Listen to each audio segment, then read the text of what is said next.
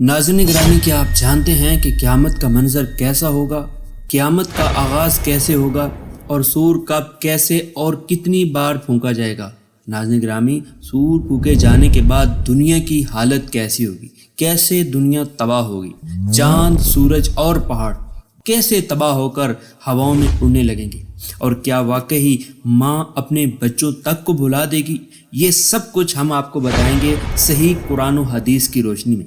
قرآن اس بارے میں کیا کہتا ہے اور ہمارے آخری نبی حضرت محمد عربی صلی اللہ علیہ وآلہ وسلم کے اس بارے میں کیا فرامین ہے۔ اس ویڈیو کو آخر تک دیکھتے رہیے گا۔ تو بڑھتے ہیں ویڈیو کے اصل حصے کی جانب۔ ناظرین گرامی، قیامت کی ابتدا سور پھونکنے سے ہو، اور قیامت اس خوفناک چیز کا نام ہے جسے سور کہتے ہیں، جس سے پوری کائنات میں زلزلہ آ جائے گا۔ اس ہماگیر زلزلے کے ابتدائی جھٹکوں سے ہی دہشت زدہ ہو کر دودھ پلانے والی مائیں اپنے دودھ پیتے بچوں کو بھول جائیں گی، حاملہ عورتوں کے حمل ساخت ہو جائیں گے۔ اس چیخ اور زلزلے کی شدت دم بدم بڑھتی جائے گی، جس سے تمام انسان اور جانور مرنا شروع ہو جائیں گے، یہاں تک کہ زمین و آسمان میں کوئی جاندار زندہ نہیں بچے گا۔ زمین پھٹ جائے گی، پہاڑ دھنی ہوئی روئی کی طرح اڑتے ہوئے پھریں گے، ستارے سیارے ٹوٹ ٹوٹ کر گرنے لگیں گے، آفتاب کی روشنی فنا اور پورا عالم اندھیروں میں ڈوب جائے گا، آسمانوں کے پرخچے اڑ جائیں گے اور پوری کائنات موت کی آغوش میں چلے جائے گی۔ اس عظیم دن کی خبر تمام انبیاء کرام علیہ الصلوۃ والسلام نے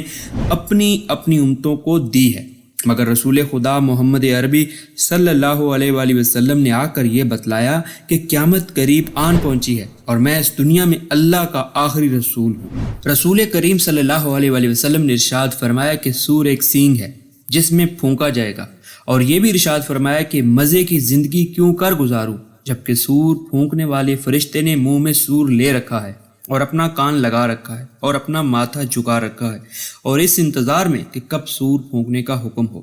اللہ تبارک و تعالیٰ قرآن مجید کی سورہ زمر کی آیت نمبر 68 میں فرماتے ہیں، اور سور پھونکا جائے گا تو آسمانوں اور زمین میں جتنے ہیں وہ سب بے ہوش ہو جائیں گے سوائے اس کے کہ جس سے اللہ چاہے۔ پھر دوسری بار پھونکا جائے تو سب لوگ پل بھر میں کھڑے ہو کر دیکھنے لگیں گے۔ آیت قرآنیہ اور احادیث نبوی میں 2 مرتبہ سور پھونکنے کا ذکر ملتا ہے۔ پہلی مرتبہ سور پھونکا جائے گا تو سب بے ہوش ہو جائیں گے، پھر زندے تو مر ہی جائیں گے، اور جو مر چکے ہیں ان کی روحوں پر بے ہوشی کی کیفیت طاری ہو جائے گی۔ اس کے بعد دوبارہ سور پھونکا جائے گا تو مردوں کی روحیں ان کے بدنوں میں واپس لوٹا دی جائیں گی، جو بے ہوش تھے ان کی بے ہوشی چلی جائے گی اور آفاقہ ہو جائے گا۔ اس وقت کا عجیب و غریب حال دیکھ کر سب حیرانی سے تکتے ہوں گے کہ خداوند عالم کی بارگاہ میں پیشی کے لیے تیزی کے ساتھ حاضر کیے جائیں گے۔ سورہ یاسین میں اللہ فرماتے ہیں، اور سور پھونکا جائے گا، پس اچانک وہ اپنے رب کی طرف جلدی جلدی پھیل پڑیں گے، کہیں گے کہ ہائے ہماری خرابی، کس نے ہم کو اٹھا دیا ہمارے لیٹنے کی جگہ سے؟ جواب ملے گا کہ یہ وہ معاجرہ ہے جس کا رحمان نے وعدہ کیا اور پیغمبروں نے سچی خبر دی، بس ایک چنگھاڑ ہوگی، پھر اسی وقت وہ سب کے سب ہمارے سامنے حاضر کر دیے جائیں گے، یعنی روپوش کوئی نہ ہو سکے گا، چھپ کوئی نہ سکے گا، سب خداوند عالم کے حضور میں موجود ہوں گے۔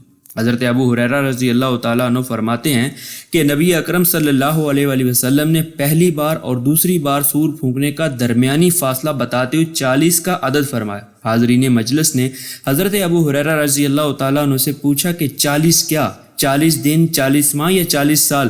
رسول اللہ صلی اللہ علیہ وسلم نے اس بارے میں کیا فرمایا؟ اس سوال کے جواب میں حضرت ابو ہریرہ رضی اللہ تعالیٰ نے اپنی لا عملی ظاہر کی اور فرمایا کہ مجھے خبر نہیں یا یاد نہیں کہ رسول اللہ صلی اللہ علیہ وآلہ وسلم نے صرف 40 فرمایا یا 40 سال یا 40 دن۔ دوبارہ سور پھونکے جانے کے بعد اللہ تعالیٰ آسمان سے پانی برسائیں گے، جس کی وجہ سے لوگ قبروں سے اگ جائیں گے جیسے زمین سے سبزی اگاتی ہے، اور یہ بھی فرمایا کہ انسان کے جسم کی ہر چیز گل جاتی ہے، یعنی مٹی میں مل کر مٹی ہو جاتی ہے، سوائے ایک ہڈی کے وہ باقی رہتی ہے، اور قیامت کے روز اسی سے جسم بنا دیے جائیں گے، اور یہ ہڈی ریڑھ کی ہڈی ہے۔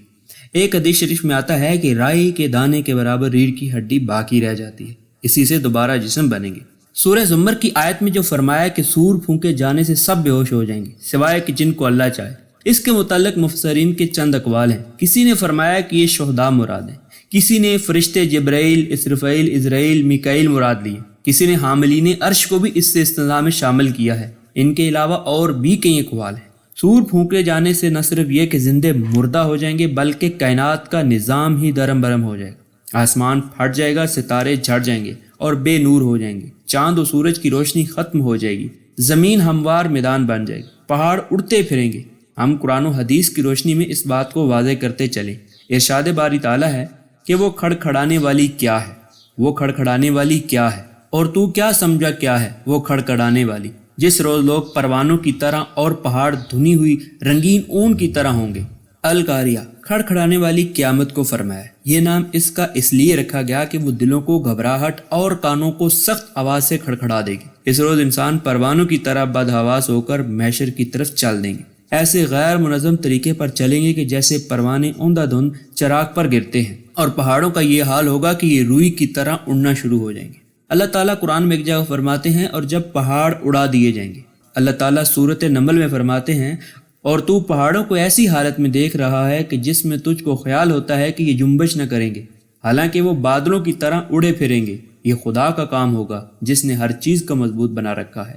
یعنی کہ یہ بڑے بڑے پہاڑ جن کو تم اس وقت دیکھ کر یہ خیال کرتے ہو کہ یہ ایسے جمے ہوئے ہیں، کبھی اپنی جگہ سے جنبش ہی نہ کر سکیں گے۔ ان پر ایک دن ایسا آنے والا ہے کہ یہ روئی کے گالوں کی طرح اڑتے پھریں گے اور بادل کی طرح تیز رفتار ہوں گے۔ اللہ رب العزت نے حکمت کے مطابق ہر چیز کو درست کیا ہے۔ اسی نے آج پہاڑوں کا ایسا بوجھل اور بھاری اور جامد بنایا کہ زمین کو ہلنے سے روکتے ہیں، اور پھر فرمایا کہ قیامت کے روز ان کا مالک و خالق ذرا ذرا کر کے ان کو اڑا دے گا۔ یہ سب اسی حقیقی کی کاریگری ہے جس کا کوئی تصرف حکمت سے خالی نہیں۔ سورہ واقعہ میں اللہ فرماتے ہیں اور ریزہ ریزہ ہو جائیں گے پہاڑ، پھر ہو جائیں گے اڑتا ہوا غبار۔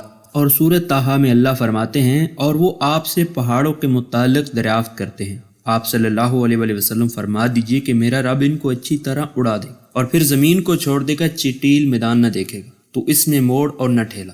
یعنی قیامت کے روز پہاڑ اڑا دیے جائیں گے اور زمین صاف اور ہموار میدان بنا دی جائے، کوئی ٹھیلا اس پر نہیں رہے گا۔ سورہ ابراہیم میں اللہ فرماتے ہیں کہ جس دن بدل دی جائے گی زمین سے دوسری زمین اور بدل دیے جائیں گے آسمان، اور لوگ نکل کھڑے ہوں گے اللہ واحد القہار کے۔ اس آیت شریفہ سے معلوم ہوا کہ آسمان و زمین قیامت کے روز بدل دیے جائیں گے اور اپنی اس حیت موجودہ پر برقرار نہ رہ سکیں۔ اس آیت کے متعلق حضرت امی عائشہ صدیقہ رضی اللہ تعالیٰ عنہ نے آپ صلی اللہ علیہ وآلہ وسلم سے سوال کیا کہ جب آسمان و زمین بدل دیے جائیں گے تو اس روز لوگ کہاں ہوں گے؟ تو اس کے جواب میں فخر دو عالم صلی اللہ علیہ وآلہ وسلم نے فرمایا کہ وہ پل صراط پر ہوں۔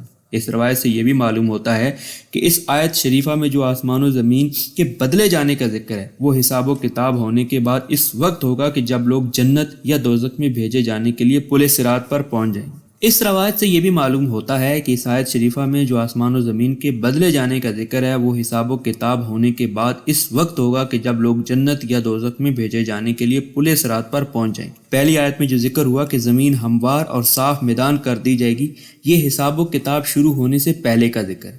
حضرت سہل بن سعد رضی اللہ تعالیٰ عنہ سے روایت ہے کہ رسول کریم صلی اللہ علیہ وآلہ وسلم نے فرمایا کہ قیامت کے روز لوگ ایسی زمین پر جمع کیے جائیں گے کہ جس کا رنگ سفید ہوگا، لیکن سفیدی مٹیالے رنگ کی طرف مائل ہوگی۔ اس وقت زمین مثل میدا کی روٹی کے ہوگی، کسی کی اس میں نشانی نہ ہوگی۔ جب قیامت قائم ہوگی تو آسمان پر تبدیلی ہوگی، اس کے ستارے جھڑ پڑیں گے اور بے نور ہو جائیں گے، اور چاند سورج کی روشنی لپیٹ دی جائے گی، نیز آسمان پھٹ پڑے گا اور اس میں دروازے ہو جائیں گے۔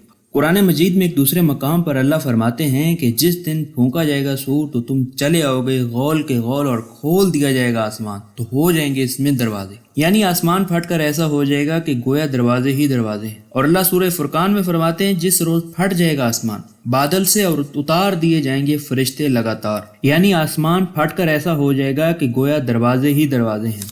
اور قرآن مجید میں دوسرے مقام پر اللہ فرماتے ہیں کہ جب آسمان پھٹ جائے گا اور اپنے رب کا حکم سن لے گا اور وہ اسی لائق ہے، اور جب زمین کھینچ کر بڑھا دی جائے گی اور اپنے اندر کی چیزوں کو باہر ڈال دے گی اور خالی ہو جائے گی اور اپنے رب کا حکم سن لے گی اور وہ اسی لائق ہے۔ آسمان کو پھٹنے کا اور زمین کو کھینچ کر بڑھ جانے اور پھیل جانے کا حکم ان کے رب کی طرف سے ہوگا۔ دونوں اللہ کی مخلوق کو خالق کا حکم سننا اور عمل کرنا لازمی امر ہے، یعنی دونوں اللہ تعالیٰ کے حکم کی تعمیل کریں گے اور ان کو یہی لائق ہے اپنے خالق و مالک کے حکم کے آگے جھک جائیں اور فرما برداری میں ذرا سی بھی چون چرا نہ کریں۔ اور جب سور پھونکا جائے گا تو چاند سورج اور ستارے بھی اپنے حال پر قائم نہیں رہیں گے۔ قرآن مجید میں اللہ فرماتے ہیں جب آفتاب بے نور ہو جائے اور جب ستارے ٹوٹ کر جھڑ پڑیں گے۔ اور قرآن مجید کے دوسرے مقام پر اللہ فرماتے ہیں جب آسمان پھٹ جائے گا اور ستارے جھڑ جائیں گے، ان آیات سے آسمان کا پھٹنا، ستاروں کا جھڑنا واضح ہو گیا۔ اور قرآن مجید کے دوسرے مقام پر اللہ فرماتے ہیں کہ پوچھتا ہے انسان کب ہوگا قیامت کا دن، پس جب چندیانے لگیں گی آنکھیں اور بے نور ہو جائے گا چاند اور جمع کیے جائیں گے چاند اور سورج، اس روز کہے گا انسان کہاں چلا جاؤں بھاگ کر، اور ہرگز نہیں کہیں پناہ کی جگہ، اس دن صرف تیرے رب کی طرف جا ٹھہرنا ہے۔ ان آیت کریمہ سے واضح ہوا کہ قیامت کے روز چاند بھی بے نور ہو جائے گا۔ چاند کے بے نور ہونے کا ذکر فرما کر ارشاد فرمایا سورج اور چاند جمع کیے جائیں گے، یعنی صرف چاند ہی بے نور نہیں ہوگا بلکہ بے نور ہونے میں دونوں شریک ہوں گے۔ چاند کے لیے بے نور ہونے کا خصوصیت کے ساتھ شاید اس لیے ذکر فرمایا کہ اہل عرب کو قمری حساب رکھنے کی وجہ سے اس کا حال دیکھنے کا زیادہ اہتمام تھا۔ حضرت ابو ہریرہ رضی اللہ تعالیٰ عنہ سے روایت ہے کہ رسول کریم صلی اللہ علیہ وآلہ وسلم نے فرمایا کہ قیامت کے روز چاند اور سورج دونوں لپیٹ دیے جائیں گے، یعنی ان کی روشنی لپیٹ دی جائے گی، جس کے باعث روشنی نہ پھیل سکے گی، نہ کسی چیز پر پڑے گی۔